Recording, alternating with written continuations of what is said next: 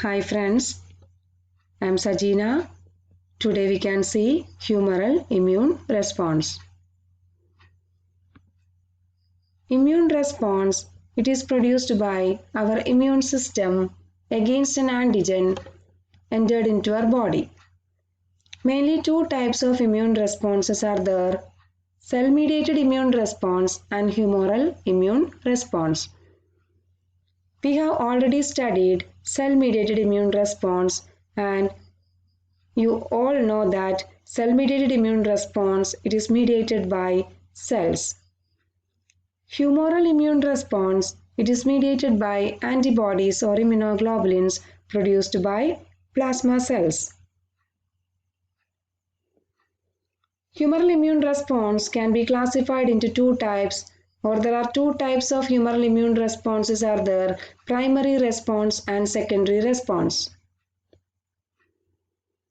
Primary response, that is, the first contact of an exogenous antigen with an individual generates a response, that is primary immune response.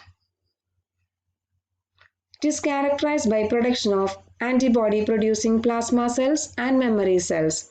Here, the primary immune response, it is mediated by fresh B cells or naive B cells, that is, they never had antigenic exposure before. Primary immune response, it is characterized by four phases: lag phase, log phase, plateau phase, and decline phase. First one is lag phase. Primary response to an antigen, it is mainly characterized by lag phase. The initial phase is lag phase. During lag phase, there is no antibody synthesis or production. In lag phase, B cells undergo proliferation and differentiation to form plasma cells and memory cells. And the lag phase varies from several hours to days or even weeks. Lag phase duration mainly depends on the nature of antigen, that is the type and amount of antigen, the route of administration of antigen, the species and health condition of the animal to which the antigen is injected. The second phase is log phase. Lag phase is followed by a logarithmic phase. Antibody titer rises steadily or logarithmically in this phase, and antibody produced is IgM antibodies. The main antibody is IgM antibody. The third phase is plateau phase. In this phase, antibody titer is stable. The fourth phase is decline phase. Antibody production declines and a fall in antibody titer can be observed in this phase. That's all about primary immune response. Coming to secondary immune response, that is a subsequent exposure to the same antigen generates a response called secondary response. This response is produced by memory B cells in our circulation. So the response is more quick and the lag phase is very short or even absent or negligible. Antibody level exceeds than that of primary response, that is, more antibodies are produced. Antibody titer is very high in secondary immune response. Plateau phase is more extended and the main antibody produced is IgG antibody.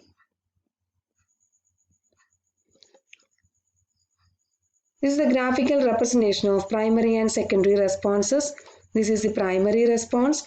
In primary response, we can see this is the lag phase. This is followed by logarithmic phase, then a plateau phase and phase of decline. And here we can see two antibodies, IgM and IgG, but the major antibody produced during primary response is IgM. Coming to the secondary immune response, here we can see a very short lag phase. The lag phase is very short. This is followed by a long logarithmic phase. Then we can see an extended plateau phase, and this is followed by phase of decline.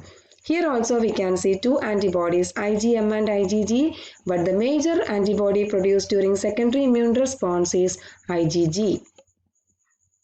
That's all about primary and secondary responses. Next we can see the major differences between primary and secondary immune response. The major difference is that in primary response, the responding cells are naive B cells, that is, fresh B cells which never had an antigenic contact before. In secondary response, the responding cells are memory B cells.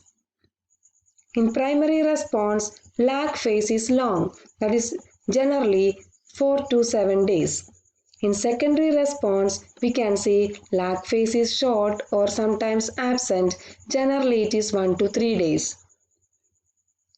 The third difference is the time of peak response.